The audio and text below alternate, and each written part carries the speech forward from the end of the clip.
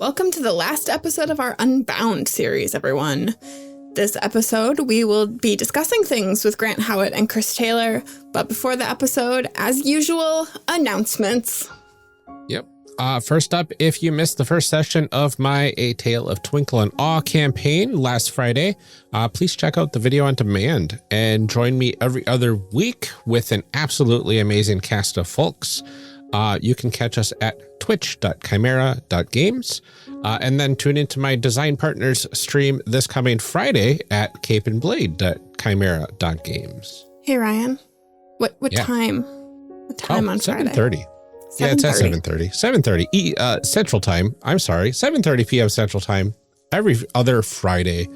And Cape and Blade is at 8 p.m. Central Time every other Friday on the Fridays between us. So there you go. Yeah, it's pretty fun. Secondly, we are still on the lookout for an artist for a couple new shirt ideas we have. Again, we have some thoughts on the direction that we want to go. We would love to commission a fan of the show if your style fits what we're looking for. This is a paid gig, so please reach out to us on Twitter or at our website, contact.charactercreationcast.com, or you can email us, charactercreationcast@gmail.com, and we will be in touch. Absolutely. And finally, the Audioverse Awards are open for the finalist voting. This is the last set of voting. I believe it's open until December 5th. We have a lot of folks from the One Shot Network that are actually up for awards. Sadly, I did not make it into the finalist phase for my audio design on AHB, but Horror Borealis has a few really great awards up there. Campaign Skyjacks has some people from Skyjack's Courier's Call are there. And there's so many other fantastic shows to vote for. So head on over to the audioverseawards.net and give us some votes and let's help some people win some very cool awards. Yeah. That should be everything for the announcements. We will be back again after the show with our call to action and not a review again because we still need some. So please leave us a review. In the meantime, let's get on with the show. Yeah, enjoy.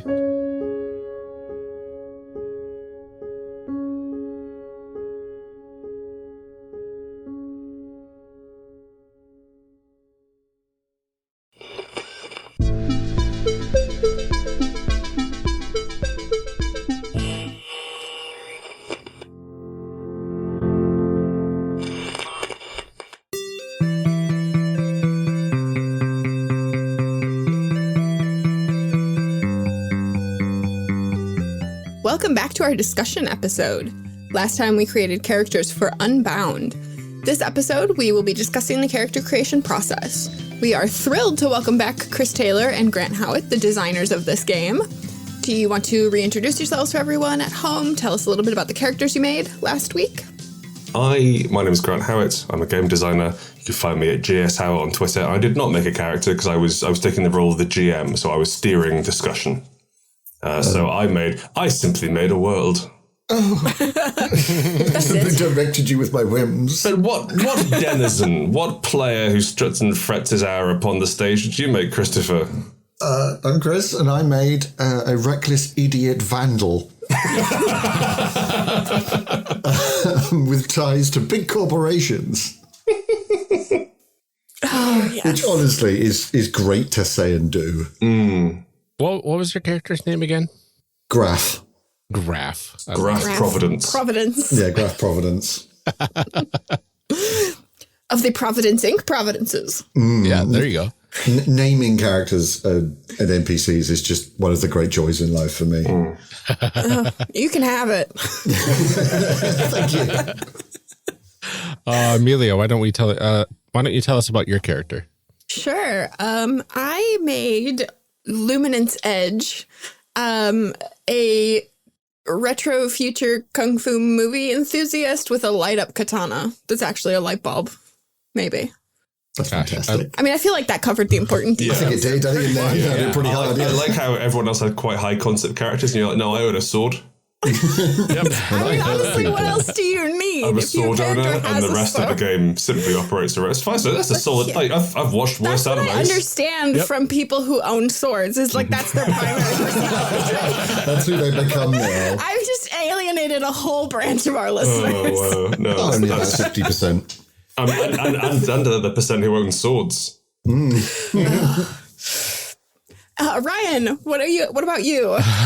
So I bring to the table Orbit Starshine, aka Captain Strata, who she transforms into after a very rare interaction with Leviathan blood that unlocked this somewhat mystical ability to transform into a very debonair, wonderfully dressed pirate captain of sorts who uses her clothing as weapons.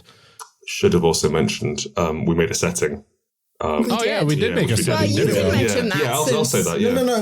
I like that we started the way around because I really hope that somebody just accidentally hits skip and doesn't listen to the last episode. Yeah, okay, you know what? And then has that as the first block of like, what happened? What the hell was that? Listener, infer it. Go on. Yep. It makes perfect sense. Yeah, there's quite a long podcast episode you can go listen to, which will describe it much better than I could now. Well, should we go ahead then and jump right into Let's do it. D20 for your thoughts? Mm-hmm. All right. D20 for your thoughts? In this segment, we want to talk to our guests about their thoughts on the character creation process and how it relates to this system and to other games. But first, since you've both been here before, we can't really start with our generic and quote unquote lazy questions. So let's try this. What is your favorite thing about designing games? I like the way I don't work for anyone else. And nice. all the money that comes in to us goes into our business. One of the biggest problems I found with working generally is giving money to someone else and earning like having to earn someone else more money than I earn. And that really sat wrong with me. So this means I can do my own stuff and get loudly socialist. And get away with it. Yeah, Chris? So mine's a bit more high concept, I'm sorry. Honestly, socialism. It's still about getting paid, don't worry. Mm-hmm. It's about getting all the random stuff that's in my head out onto paper and then getting money for that somehow and being able to afford electricity. And that's just wonderful. Like for years I've had bizarre thoughts and now I get paid for them. It's brilliant. I can write them down in D10 tables now. Yeah. That's great. That's the dream. Exactly. It kind of is actually. Yeah. I don't want to do anything honestly, else. yeah. It's really Don't nice. get me wrong. Like it's lovely feeling when people play the games and get to experience them, and the fact that we make like really nice quality books and creating like a physical product is wonderful. But the best thing is getting all the random stuff in my head out into a cogent thing in the world is wonderful. What was it like to playtest this game? Because it's so open and it allows for so many drastically different things to happen. Like what kind of wild ride was that? So the internal playtesting was fairly organized because it was run by Grant and I, and we knew where we were coming from and whatnot. And then we sent the playtest document out into the wider world. And we were not prepared for that. No, we weren't ready. So if you're playtesting something like Dungeons & Dragons, where there's these very rigorous rules that codify every situation, and there's a world and everybody's roughly on the same page, it's very easy to collate those results and compare and go, okay, this is where the system has a problem. This is where the world doesn't make sense to some people. Here, we were literally getting games where people were playing eco-terrorist whales. Yeah. And Like they were playing Free Willy with C4. And we're having to compare that to our home game where, as I believe I said last episode, like we were on a field trip. We were wizards on a field trip by mistake. one of the characters was the coach driver. And that's like, I mean, at least we were wizards. We had another game where we'd happened to be thieves who lived near the ocean. Yeah. We had one game where we were killing whatever it is Drow evolve into in the nightmarish spider undercity. And so it was really hard to get like how the game feels because we don't have a setting, we don't have a core fiction to fall back on. Because that creation process generates that feel. Yeah, and that's how you make a role-playing game, is you make a series of mechanics which drive certain behaviours, which make certain stories happen, except our stories are very distant from the mechanics at that point. Yeah. And it was so the real challenge was bringing it closer. It used to be dice. We tested that. I think it was D20 for a while. It was D20 for a while. I didn't like it. No. It was like the mass playtesting, the open playtesting, I think, was most useful in showing us that we needed to make things clearer. We needed to, I think the biggest thing we realized was sniper power, Chris. Remember that? Oh, yes. So you've looked at all those powers and like you've taken, together as one, or the power that you took, Ryan. Like there's got an evocative name. And one of the powers that we had in the original one was just called Sniper. It was in the Deadeye. It was for the Deadeye.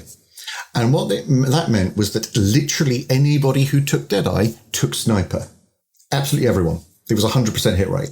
It wasn't an especially powerful power either. It was honestly, it wasn't very good. It gave you +1 range. Yeah. But what it did is it gave everybody this obvious archetype, this obvious handle to grip onto and build a character around.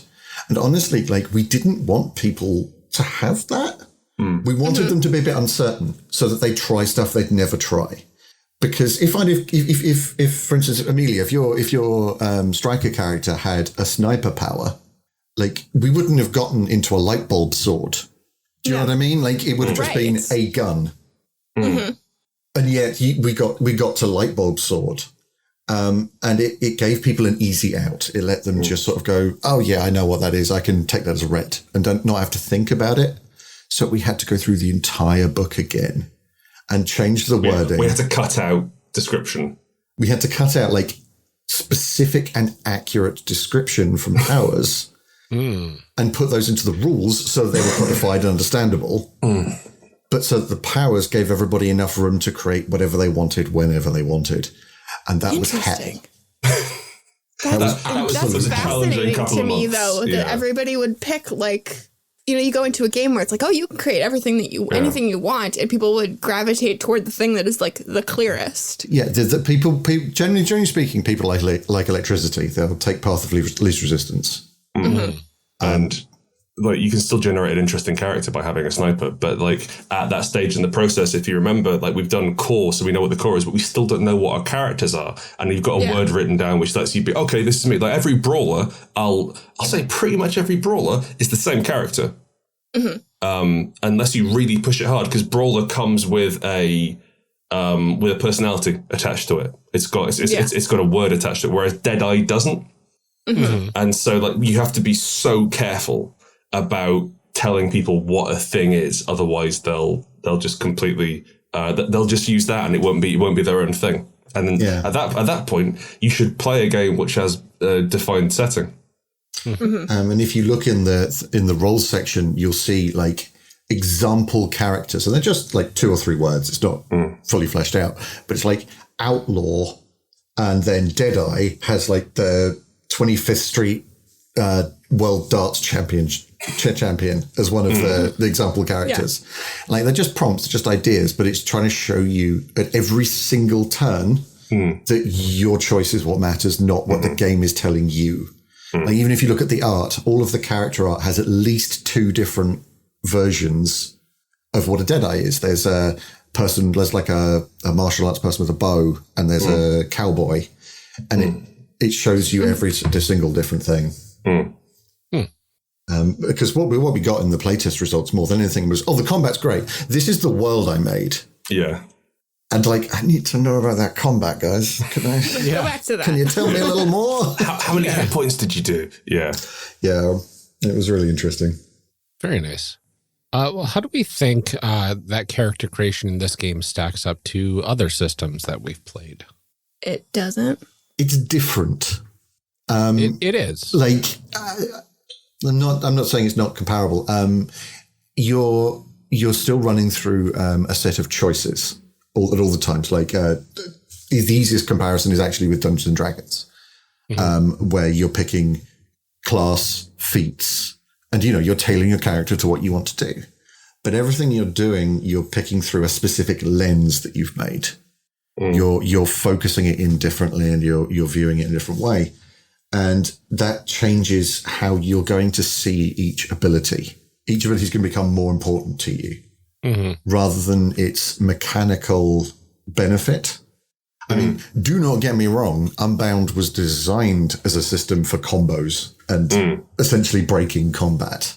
There's some really nasty, like the most damaging character in the game is a protector at the end of the day. Yeah, there's some horrendous stuff you can do with protector if you're clever. Yeah. It's like part of the reason why it runs to 6 sessions is that we're kind of encouraging you to go really hard and break it and make some interesting combos and then throw it away and try a different character. Because like Christopher and I both enjoy doing both optimizing or like juicing characters to get really interesting effects out of it. Chris especially, and so we figured we'd write it in. And then just like, okay, you get 2 sessions where you're super optimal and then you go back to the start rather than trying to balance 30th level. But one of the interesting things that makes Unbound character creation very, very different is that you have to do it in concert with your group. Yeah. You cannot come to a game going, I've made a character, I'm ready. Because what world have you made it in? Yeah. How does it work? Right. What's going on? You don't know what's useful or effective. You can't have your fates done. It's impossible to have your fates done before the character stuff. And I think that really underlines how important we think Chris and I think Session Zero is. Yeah. And the entire thing is about collaboration, start to finish. And it's all about like, oh, you should take this power. That would be great for your character. And we wanted everybody like around the table to be firing stuff off and talking to each other constantly. I can't wait until your character does this thing. Yeah. Oh, we want to... And trying to make that into character creation. Yeah. Rather than just looking through an alphabetical list and picking one. And I really liked that it's like a series of prompts instead of like, here's a bunch of numbers that you get to write down, right?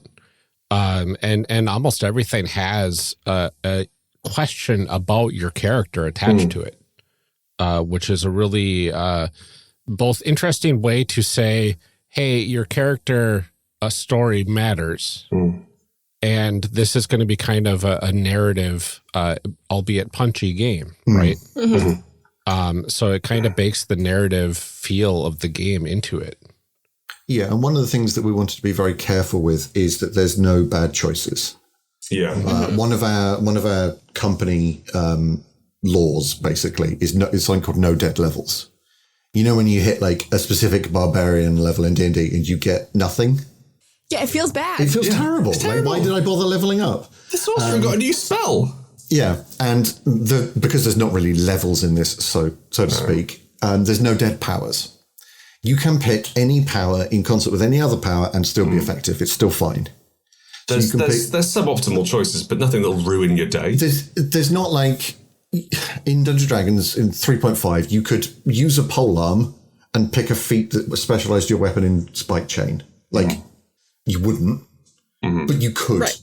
Right. There is no power in this that does not work. Like if you pick 2 literally at random, you'll have a viable character.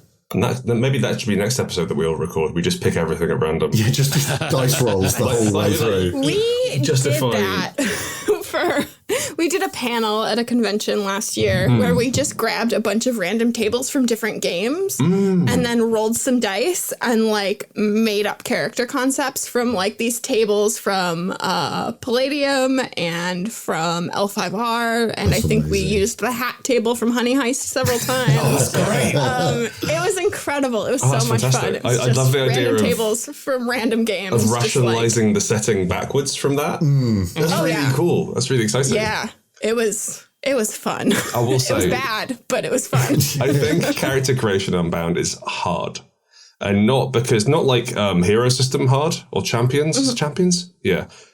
which requires a spreadsheet. It's hard because the GM's continually asking you questions and you're having to operate a different part of your brain rather than, I'm going to play, this is Dungeons & Dragons, I know fantasy, I'm going to pick a ranger, I'm going to have a companion who follows me around, I've got a bow, I do this much, roll on some tables, blah, blah, blah. Oh, okay, my family died, orcs killed them, whatever. That's all there. There's a slot, there's a hole waiting for you. There's a slot waiting for you in D&D to occupy with the character. And in Unbound, you're being asked to make something that matters.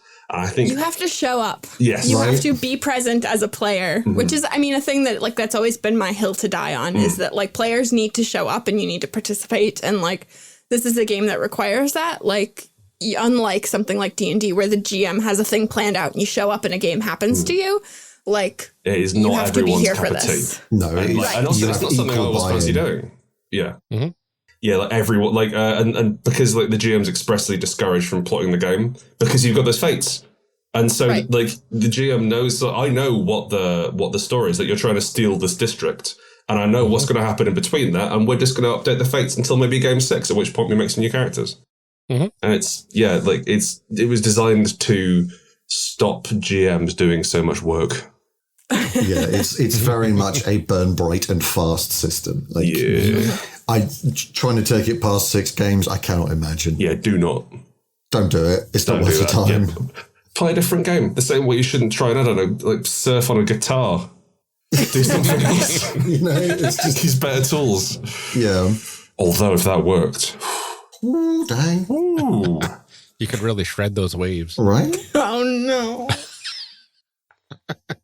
Go home. I already am. Stay there. Okay. It's legally mandated. It's true. How does the process of character creation reinforce the feel of playing this game? And how does it like set those expectations? I think we just answered that question. It sets it 100%. Like that's the thing. Every expectation within the game, from the scale of the game to the end point, is set during character creation. Because, as Grant said, you don't turn up with any idea in your head. Like we work with those touchstones to generate something from the beginning. Absolutely everything is in character creation. Yeah. And then it builds from that. I will say, we did say magical girl beforehand. We did. So aside from that, we brought magical girls into the room. That's true. And I'm really glad we did. Yeah. But to be fair, that was based on the playing cards that we were using to make hell yeah, you're fine. Yeah, okay. Yeah. It was. Perfect, yeah. A perfect system. A perfect magical girl storm. I think that it gives players a level of engagement and a level of ownership over the world which they're expected to keep up. Yeah. And they're rewarded for keeping up. But it can be a challenge sometimes. Yeah, it's tiring. I definitely feel it feels though like it's a world that it's safe for me to like muck around in though, because I think sometimes you come to the table and a GM has created this world and things like that. And it's like, well, am I allowed to touch that? Am I allowed to like, establish some fact about it, or is that totally on the GM? And this like going into this now, I know I can make up whatever stuff I want. Like, we've already done it. Yeah, like you already own a portion of the setting. A portion of the setting exists because of you. So you've got an equal stake. Was it pirates? Was that your word? I think so. Not even just that. Yeah. But like we pivoted multiple times during that character creation thing about huge world facts. We changed the time period. Like this began with stuff about boats at the bottom. I think there still is a boat there. That's why you get Leviathan. But it doesn't matter. But it got forgotten, right? It got put into the background because it was, while interesting, it was a foundation for something else we were interested in. And we moved things around, and everybody moved things around. They changed where the goalposts were. One of the biggest pieces of advice we give in Unbound is like, hey, it's okay. Like, you're going to generate more than you need. Like, you're going to use about 30 to 40% of the stuff you make in character creation. And those are the bits that you're excited about. And then we'll go forward and you tell a story, and that's fine. But it's better to have it and not need it. And then, but naturally the campaign finds what's exciting. And just like with the character creation, we're like, okay, well, actually, it's not about piracy. It's about something else. Then we go on, we grow from that. It's and about the feel of pirates. Like, my top bit of GM advice when you're going through the Unbound character creation is whenever somebody goes, oh, you could do this. Just put a little star in your notes next to that. And then at the end of character creation, look at all the ones that are starred. Those are the ones that your players are completely amped about. And that will help you give you little focuses that you can just go, okay, I know somebody really loved this. I'll make sure to include that. And the other stuff you can include, not include, however you need to with your game, your story, whatever, and your narrative. But try and get those little starred items and things in because your players will love you for it. Yeah. I feel like those are things that your games do really well, though, because I think this is a conversation we've had a couple times that, like, all of your games have these things that when the players pick them, a GM can very easily go, oh, that's where the story is. Like they've chosen this skill or this knack or whatever. And it's something that like right away a GM can go, oh, that's where the game is. Yeah, I mean, most of that is because I like, speaking specifically for myself, I think Grant's the same way, is I hate the power dynamic of DM to player. Yeah. I hate the fact there's one person in control lording it over everybody else. Like, no, my world. I like that sometimes. But Yeah, I that's get what you mean. different. Yeah. Look, it is a different thing. Yeah. Yeah, Game Daddy has some stuff he's working through. Yeah, exactly. But we try and break down that power dynamic and give players control. Like, everybody's here to tell a story and to have fun. So why don't we let everyone tell a story and have fun? That power also comes with expectations as well. Oh, absolutely. It can be quite tiring for a GM to turn up and have to carry the burden of that every single week. And so by putting everyone on an even playing field, it's much easier to GM Unbound as long as you're able to. Well, the thing, the players have literally told you what they want to happen. Right. So yeah, easy enough. Like, honestly, you can, as long as you can think of connectors between other people, between all the fates. Congratulations, you've just written a campaign. Yeah. Because once they've used both those fates, they have to tell you new ones. Yeah. Again, you do it again. Like, you get a new fate, and the rest of the party make up another fate, and you do it again until you want to stop. That's pretty cool. They're always going to tell you what they want. Yeah. So we can easily see how creating the characters affects the world building. What if we reverse that? How does the process of creating the world affect the character creation process, and kind of how does it change the experience and the outcome for the players? It's inextricable.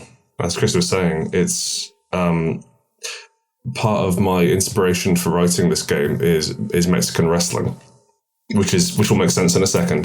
But, This is a good explanation. It's fine. So I used to do Mexican wrestling. I used to train as a Mexican wrestler. I started doing it for like a piece I was writing, and then I carried on doing it. I didn't stick with it because it was difficult, but we used to do bits on like promos and entrances and coming into the ring. And the lesson they tell us was that you have 10 seconds to get across your style, everything about yourself. People have to understand who you are in 10 seconds, otherwise they don't care. And we've written a game which does that, which is like, what the world we wrote was not like hugely in depth. It's not Game of Thrones. It's not The Wire we're doing here. It's big, it's brash, it's silly in a lot of ways. We have a magical girl. We have Leviathan blood. We have someone whose main characteristic is sword. And like, it's big and exciting and it works. And that's all part of the world intrinsically. That's all happening there. And so you get like your characters let you say, this bit of the world is exciting to me. But it's not, it's inseparable, I think. That you can't, if you made an Unbound character without doing the world creation, it'd be rubbish. It would be absolutely, it'd be very boring. It'd be really dull. Like, I don't know, I'm a cowboy, I guess. I don't know. You can make an Unbound character if you were. Yeah, it'll function. It'll function. Desperate. Yeah, you could just run them through and then you'd have a generic combat simulator. I mean, don't get me wrong, the combat is dynamic and exciting and it's fairly simple, pushing and pulling and movement and stuff. But it doesn't mean anything. One of the key rules in Unbound is you have to set stakes before every combat.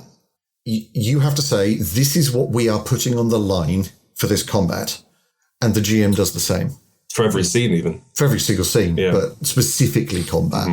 And the stakes aren't, we lose the fight.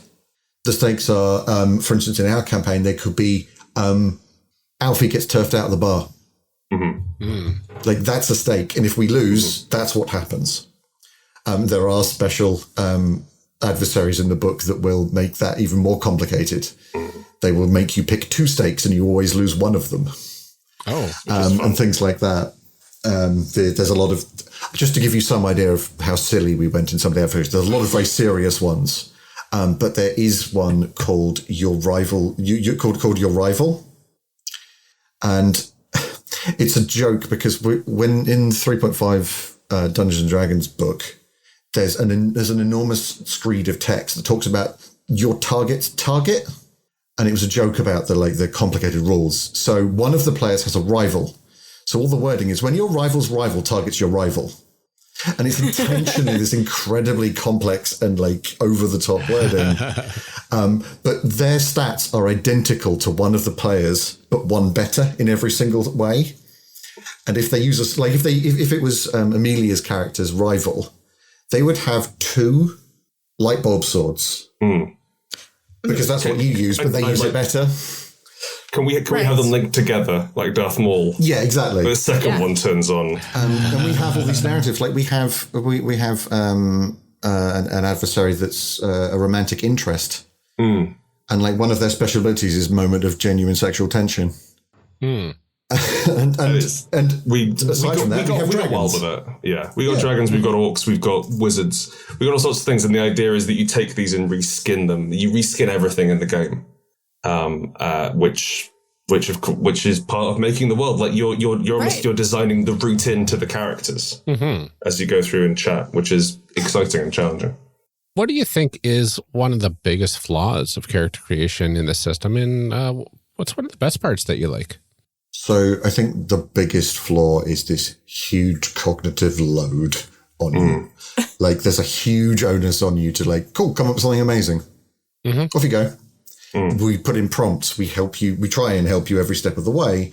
But if you're tired and you're just going to go, I don't know, the fireball wizard, you're going to have a bad game. You've got to buy in. You've got to be excited. You've got to really give it your all and just throw ideas at the wall and hope that something sticks and that somebody else finds it exciting too. It's not a drunk at 3 a.m. game. Oh, no, it works really well drunk at 3 a.m. You get some weird stuff, but it does work. Hi? At 3 a.m., buddy? Yeah, it's certainly if your group comes together and vibes in that way, perfect.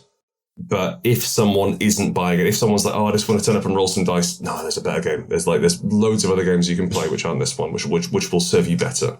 There's also sorry. No, it's fine. I was going to say that it's the numbers only go up to 4. Yeah, that's true. It has a really small numerical scope, which was intentional for us to be able to balance it properly and to fit into to make every choice equal.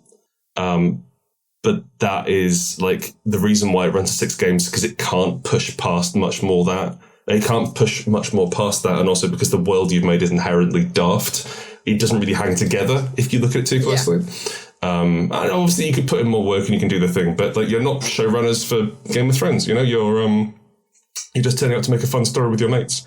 And so we made it do exactly what it needed to. But if you wanted to simulate something greater or something deeper, if you want rules for specific things, play a different game. The other slight issue is that there's this weird split in the game. The combat rules and the actual mechanical rules of the game are absolutely top tier, fantastic con game. Now, can you imagine running this at a con? It's nigh impossible. You could give everybody what the setup is already, give them pre-generated characters, but then they haven't bought in. They don't care as much. You could run it as 2 sessions. You could. You could take do a 0 and then hours. one of those. Yeah. You could do I think one option you could do is make the characters and leave the setting undone. And so you ask the questions about that. You ask the questions about cores, or you say, hey, we're picking the warrior core. So whatever we do, it's going to be about war. And then they fill out the details themselves in the sheets, but that's not really really the intended use of it. But it's the fact it doesn't that do cons. The combat system is snacky and snappy. Like it can be over fairly quickly. Yeah. You can get a full combat in. It's great fun. Good. You feel clever playing it as well, which is quite nice. But the earlier bit just takes so much time. You can't run it as a con game. You can't do a one shot in an evening. Honestly, it was about 2 hours for us, right? And if you have a 4-hour block, that's 2 hours of world building character creation. You could do a fight. You could do a fight and like some setup and stuff off, like maybe make it work. You could tell a small story, yeah. Look, okay, that implies working for all 4 hours of a con slot, which we don't do. Right. No. That is not who we are. No, there's a lot of talking and just random role-playing scenes that we've been missing out on. Or like, I'm just going to make sure that my cigarette lighter still works outside for a while. Well, I want to talk about, this is our favorite part of the show. This is our fan fiction part, because we don't get to play the game. We don't get gross game all over our characters, but we can at least pretend for a little bit. What happens in this game? Like how do we end up stealing this part of this ship city? / meeting evil twins and duels I'm to the death. thinking that we definitely need like several games in, there's going to be a fate where like Starshine melds with the ship city in some way to pilot it. Yeah. I'm Or thinking meld like, with a Leviathan. To or pilot something, it. but something to actually properly pilot that bit, and then city chase. A city chase sounds pretty sweet. Oh, that's nice to see. Like starship battle level size, city chasing after city. I think, and like Starshine's sister arrives, and she's like an elder god bursting in as the city starts chasing. Or if the campaign hasn't advanced to that stage, she's like a nightmarish skittering witch. It comes in. I love the thought of these city-states being kind of, isolated from other city-states, right, that are floating around. But, like, the chase takes us past some of these, and some are just sitting there, and maybe there's some collateral damage. Trading paint with two cities. Right. Trading libraries.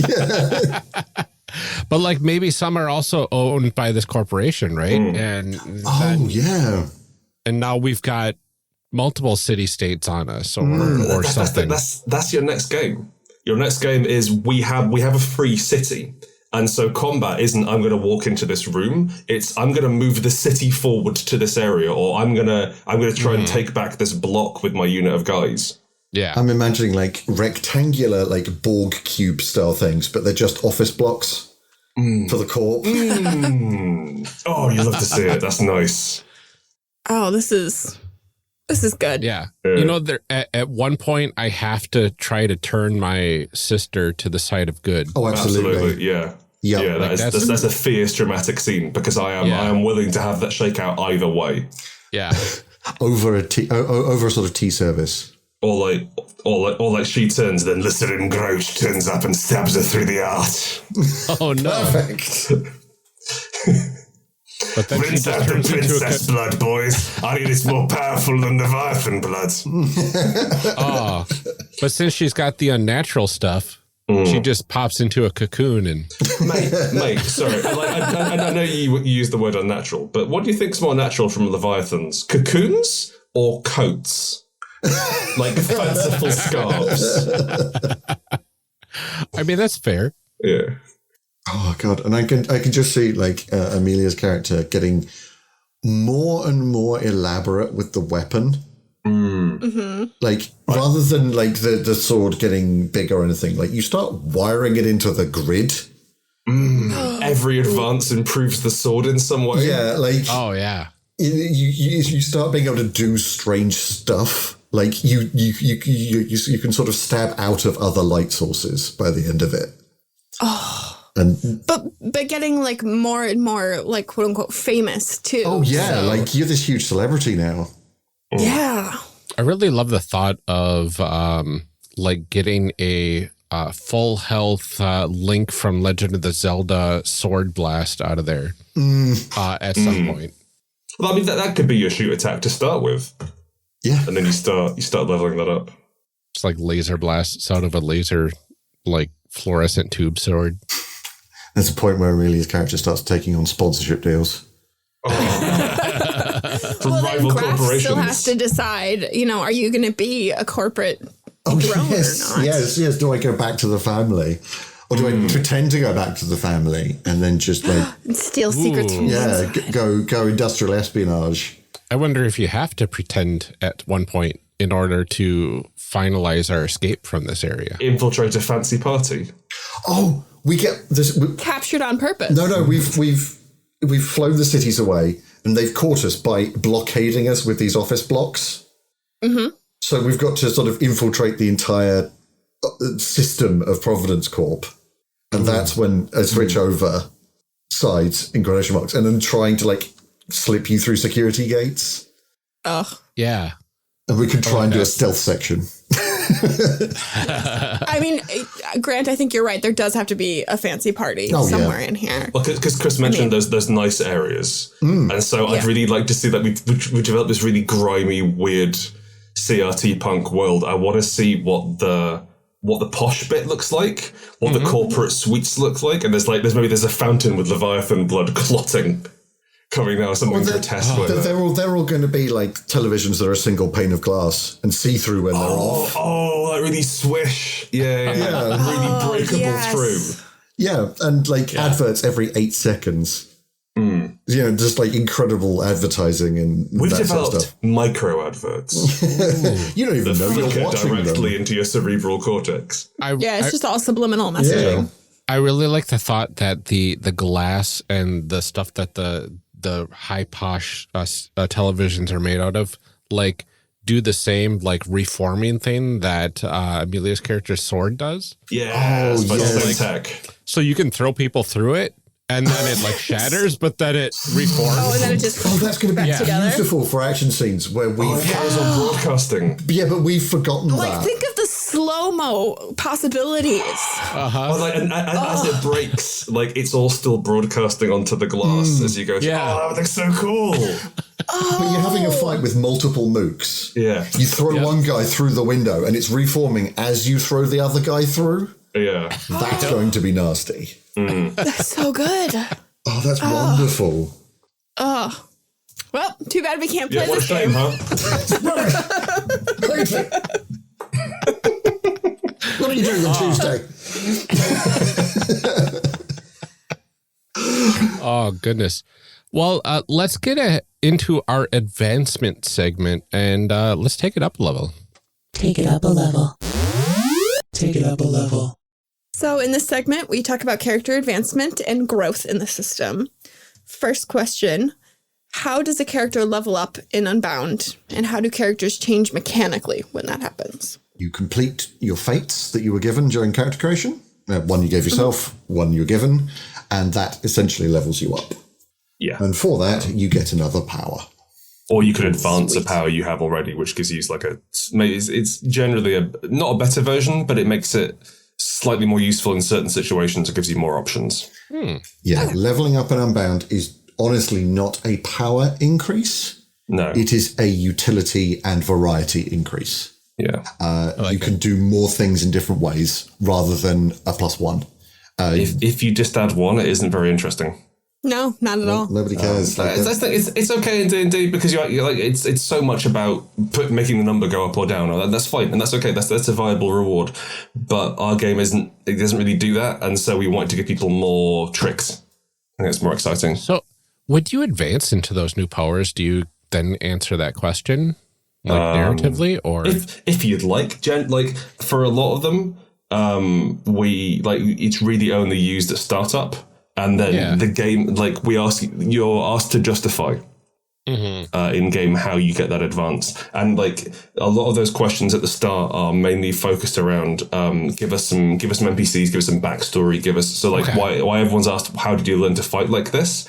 It's to give us organizations who share your views or who you've left or what have you, but a group of people who can fight. And the after character creation doesn't quite work so well, so it isn't required. You're required to justify why you can do this better now or why you have this new power. But in a lot of times that's because of something that's just happened in the story. Absolutely. Like a horrid monster has bitten you very badly. Well, it was infected with the parasitic. Now you've got unnatural. It just makes logical sense as to what you have next. And you kind of have to make a decision, like, am I going to build for pure story or a bit of story and a bit of combo? Because there's some really, as I believe I mentioned before, there's some really interesting combinations of powers you can do.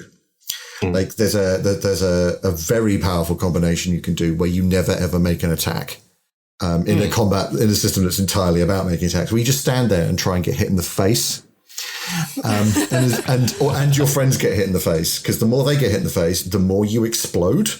You kind of draw everybody else's damage to you, tank that damage, and then go Nova when you've got enough. And you can play that character completely passively. You just sit them in the middle of a combat and just walk away, and they'll just blow up and kill everything eventually. That's not the most fun way of doing it, but that is like a powerful combo. And you can use that to get you through all the fights, or you can just go, cool, this is the thing that happened in the story last. It makes sense then that now I can throw Molotov cocktails and I can set areas on fire. And you get to pick, which is great. Oh, interesting.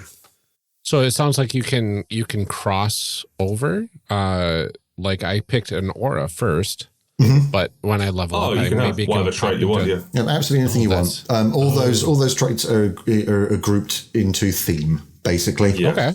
And because each aura as a trait has a certain subset of rules on how it works.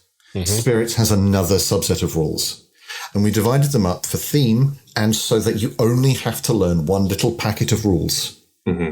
If you've got spirit, you do not need to know how any of the rest of the traits work. It doesn't matter to you.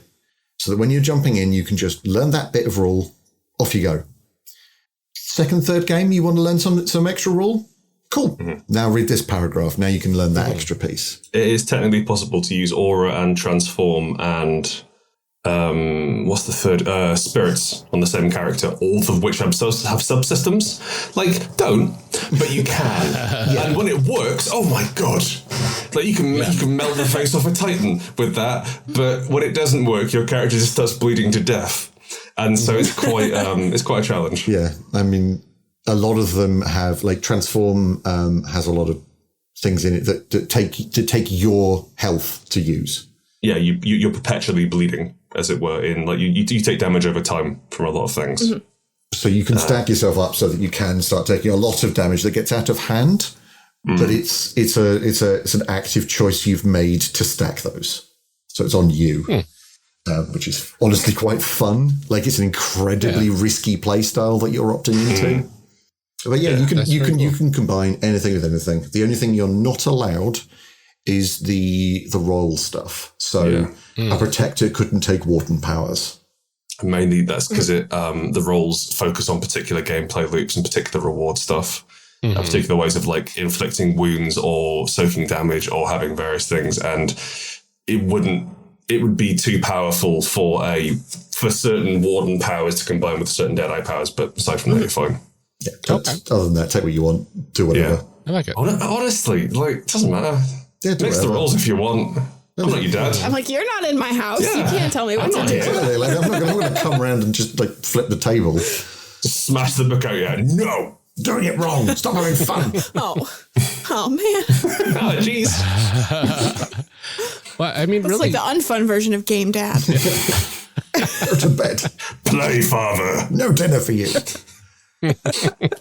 Well, I think you answered the next question, which was what effect does this advancement have on the narrative? And, does it represent something in the story? And, without narrative, there is no advancement. It literally doesn't. It changes the difficulty of the encounters a little bit. We've got a very rough guide to depending on how many games you've played, this is the number we figure the players will be at, and so you can have this many monsters, but really you are right. And to be honest with you, encounter difficulty is a really interesting topic in Unbound. All of the monsters are divided into hierarchies. So I'm guessing a lot of people who listen to this have played an MMO before. You've done a dungeon or specifically like a Warcraft raid, right? You go and you do the first boss, and it teaches you this little tiny mechanic. Like, don't stand on... I'm a little tiny mechanic. My Spanish Fix your car. When I can get up in the pipes. when the dragon does this sort of emote, don't stand here, right? And then you go into another boss, and it's like, oh, okay, some of the platform falls away, and then the next boss is a different mechanic, and the next boss is a different mechanic, and then there's the end boss where you don't stand here, part of the platform falls away, and this happens. And we've built that into the hierarchies of our monsters. So there's mooks, which are just the basic... One wound. They die incredibly quickly. Then there's troops, elites, all the way up to legendaries. And legendaries are adversaries where you've been foreshadowing exactly how to defeat them through the entire campaign. So, for instance, there's one called the Twice Bomb Queen, which is... a lich. a lich. So what she does is if you kill her... she goes to a phylactery that you then have a set amount of time to destroy, and then you kill her. Right, that's the basic mechanic. But she also summons these lost souls that move towards her. And if they touch her, they heal her. So you have to stop the ads from reaching the main boss. And all of the hierarchies have these MMO-style boss mechanics that you learn throughout the hierarchy. Like, basically, we write the legendary first and then make everything worse and worse and worse down to mook. So as you go back up through, you can learn what this kind of troop, what this kind of monster does, what kind of challenges you're facing. And the legendary fights are like hard. They're not supposed to lose, but they're definitely not supposed to win. Unlike in a lot of role playing games that you're supposed to win every fight you're in, and no.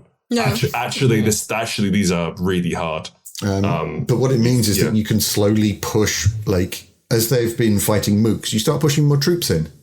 And that ups the difficulty a bit. And if they're handling themselves, cool, you push more in until you push an elite in. And you just step it up as you want. And because you're setting the stakes, you can actually set the stakes as fairly low and just put them against the legendary whenever you want. Yeah. Because they can just back out and lose whatever they've put at stake and survive. So you can test the waters with difficulty and how far through they are and how advanced they are and how much they understand their characters. Very cool. I think that's us. I think so. I mean, this was a lot of fun. This was good. I enjoyed this. It's a really fun way of spending a couple of hours to make this world together and go, oh man, all the things we could do. And then it is quite a fun game to play as well. It's like, I'm really glad that we put out again because it's perfect for this show. Yeah. I said, you sent me the message too, and I was like, oh, Ryan, this is it. This is the one. Yes. I mean, the person that's building a world building game. So. Oh, yeah, right. Thank you both so much for joining us.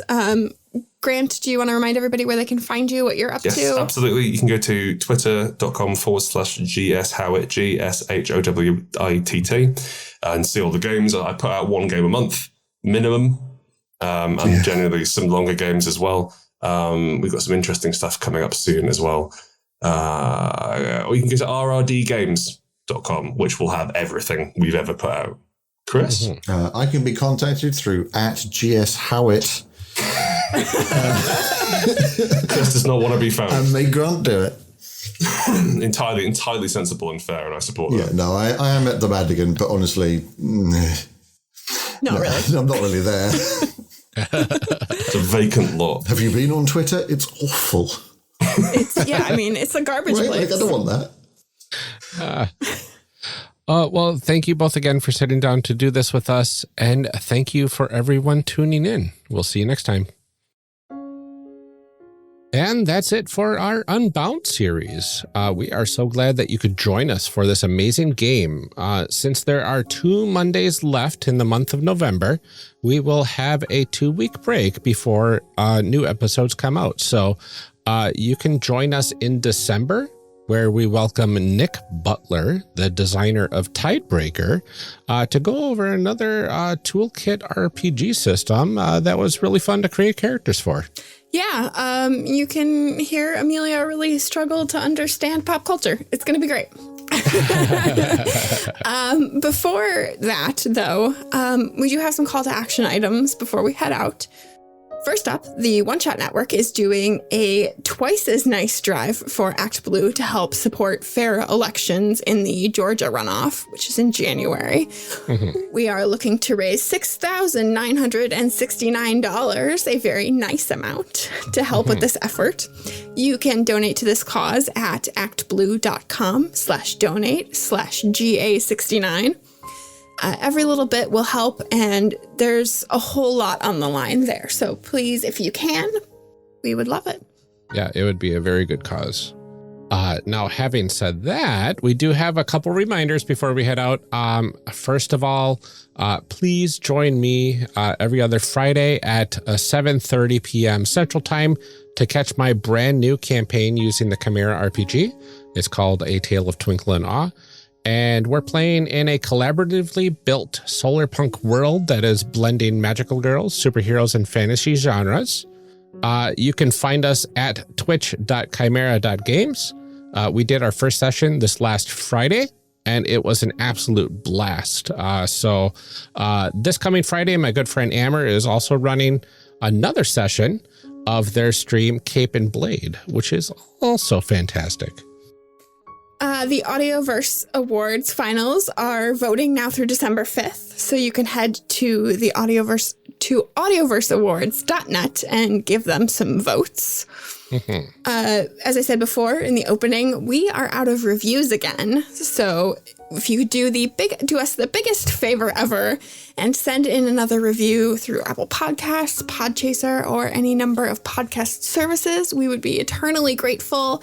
We just really need the pick-me-up, and we like reading them. So it'd be wonderful. And it does help us in the rankings, which helps people find us. And those people will then leave us more reviews, and it's just a never-ending cycle. So please leave us a review. Yes, please. We enjoy them so immensely.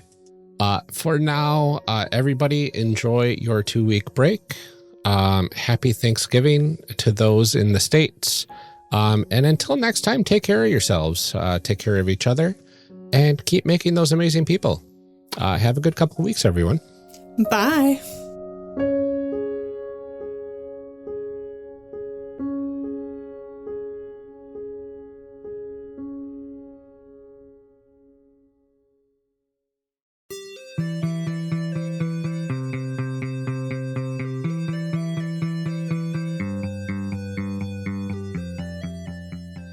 Character Creation Cast is a production of the One Shot Podcast Network and can be found online at www.charactercreationcast.com.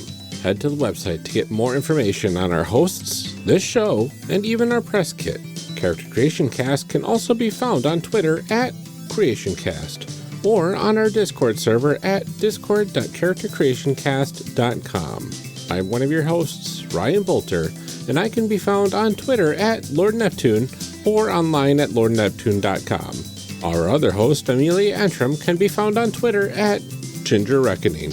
Music for this episode is used with a Creative Commons license or with permission from the podcast they originated from. Further information can be found within the show notes. Our main theme music is Hero Remix by Steve Combs and is used with a Creative Commons license. This podcast is owned by us under Creative Commons. This episode was edited by Ryan Bolter. Further information for the game systems used and today's guests can be found in the show notes. If you'd like to leave us a rating or review, we have links to various review platforms out there, including Apple Podcasts, in our show notes. Also, check the show notes for links to our other projects. Thanks for joining us, and remember, we find that the best part of any role-playing game is character creation. So go out there and create some amazing people. We will see you next time.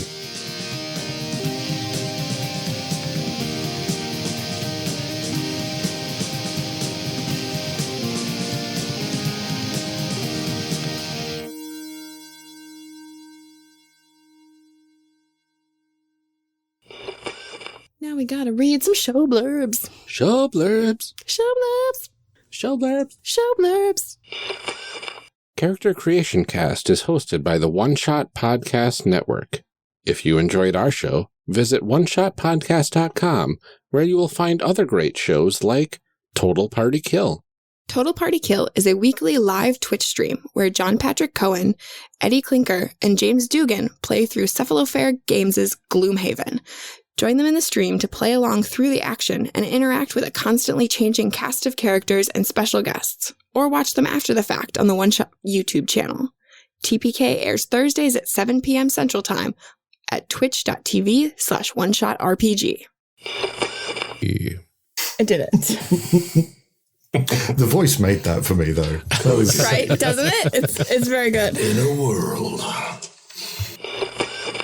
I just had to run up and down 2 flights of stairs because the dog broke in and I had to put her away. And now I'm trying really hard to pretend that I'm not out of breath, but I totally am. Use it. Use that excitement. Use that energy. Oh my gosh, I'm so excited for this game. I just can't even breathe. I love the way it's so. I'm so out of breath for this game. And I'm going to hope that this deck has 52 cards in it. It was open. I can make no promises. nobody will correct you. You need about 7 for our purposes. Okay. So, yeah, just don't show. Yeah, you're fine. You got loads. It looks like a bunch of cards. So that's all you need. Cut this out, Ryan. This is gold. That is golden outtakes right there. All right. A tiny Sharpie. I accidentally started recording in stereo because I was messing with my setup earlier, but whatever. Do we need to change back? No, it's fine. It's fine. We'll fix it in post. I'm just annoyed at myself. That's all. 4th ed, best ed. Yeah, pretty much, isn't it? It's great. 100%. Yeah, I miss 4th ed. I hear that. I never played 4th edition, but I hear that from a lot of people that are actually, secretly, it was the best one. Oh, it's great, yeah. It just didn't taste like D&D. Right. It as its own thing, it was a thing. But, if 3.5 was your favorite, then 4th was not. I've only ever played 5th. That is my gaming cred. I've only ever played 5th edition. That's fine. I don't even own a copy of the Player's Handbook. Oh, I don't think I do anymore. No one owns a copy. I've got one somewhere. It's not I think I got rid of mine. I think haven't you got a 3.5 edition knocking around somewhere? No, got rid of that as well. Yeah, that makes sense. There you go. Yeah. I have space on my shelves for good books. Wow, hey. I have a space for my copy of Heart, which I did not get to get at Gen Con this year, and I am waiting for. We were there alone. We were there in Indianapolis all by yourselves. It was weird. Nobody else showed up. We were very confused. Almost no foot traffic. It was kind of nice. A lot of space. The bathrooms didn't smell terrible this time. Yeah. You'd think, right? No, I think that's just a part of the bathrooms. That's just Indianapolis, actually. No, we have had the shipping for Heart has been thrown off, shall I say, by some non-compliant wood in the same container that the books are in. Not our wood. Want to stress this. Someone else's wood hasn't been heat treated. So now America has to look at this box and go, is it an evil box? And charge us $250 a day. Oh my God. Wow. Yeah. It's fun. Oh, just living the dream. So game design, super sexy, going really well. Oh, it's 60% logistics. It's rubbish. I mean, honestly. You think it's all writing about elves, and no, it's how do you get a book from one country to another? Sorry. That's a stalling cough, I know it. Shut up! I'm sick. It's missing one, but yeah. Oh, which is the one that's missing? Cause. Oh, yeah, you do need cause. Those are crucial. Look, I only skimmed the book. I was technically working. Oh, I can't edit this document. Oh, what a shame. Okay, well, I'll go first with cause then. Okay. And then you go into roles. Yep. No. It's too late. Too late. Yes. Oh, course. No. Course. C-O-R-E-S. Like an apple core. Cores. Every character has a delicious chewy center. It's nougat.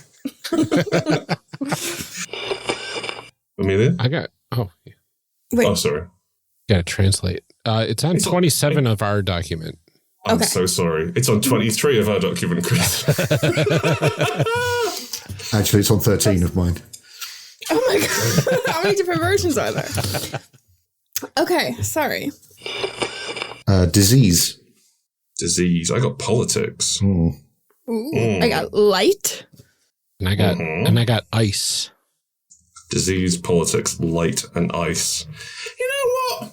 I'm not in the mood for a disease politics game in this particular Match year. that one, yeah. Let's go ahead and cross that off. Yeah, we're just going to cut that one out entirely, and we're going to try again. That's a good idea. Please don't put that on the show, and we'll just go ahead and pretend we got something else. All right. I'm just throwing the politics card away I just drew. Mm-hmm. Her name? Her name. Yeah. Is that For lady. For lady, yeah. No. 4 person. There we go. It doesn't work. It's not as good. No. It's like gun person. It just doesn't have the same ring as gunman. While you think about that, actually, I'm going to get a glass of water and we can cut that out. I'll try not to say anything important or witty then. I'm actually going to grab something to drink real quick, too. Well, I'm just going to sit here and think. What? Terrifying noise. Yay, my video is less janky. Hello. Hi. All right, I fixed my video, I think. Yay. What was wrong with it? It was very, like, I don't know, kind of janky. Because The technical term. it was plugged into a USB hub that's, like, suspiciously, like, cheap at best. Okay. That I got for free from, like, a thing that I worked for a long time ago. Right. Like, here's your Christmas present. It's a USB hub with our name on it. Hello. You can remember us forever. And it doesn't work now. It works. I mean, it technically works. Work is giving all of us free t-shirts because we were like Forbes' best company to work for in Wisconsin or something. Fancy. And it was like, you cut 25% of my department. I would like those people back instead of my free stupid t-shirt. Do they get a t-shirt? Great question. I don't know. Probably not. Yay. Yes, the waveforms. They're there. Move my God, microphone here. My gain is...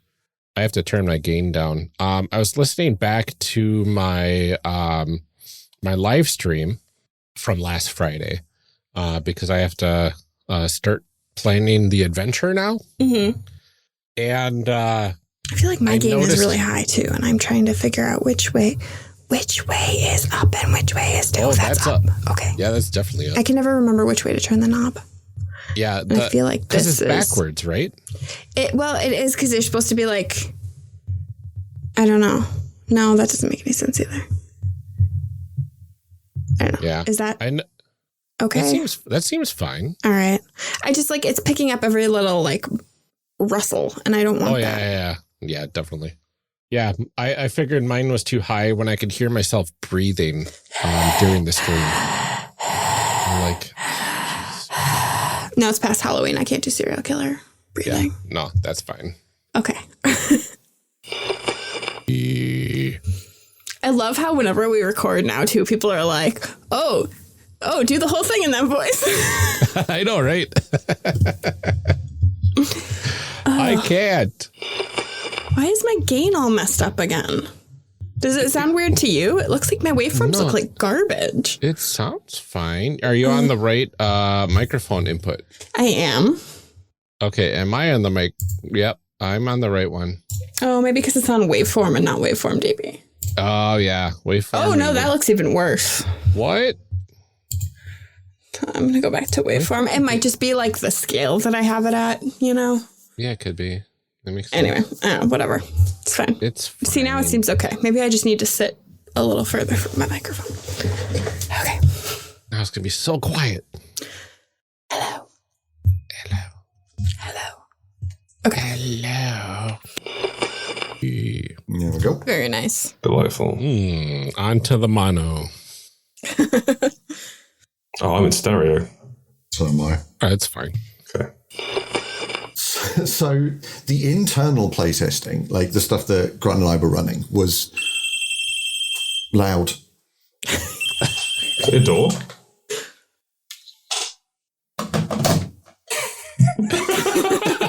It was what? It was what?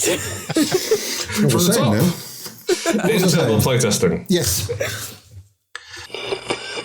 Sorry, my dad has chosen this exact moment to do like construction right underneath me. So there's like loud drilling noises. Cool. Should Ryan ask this question?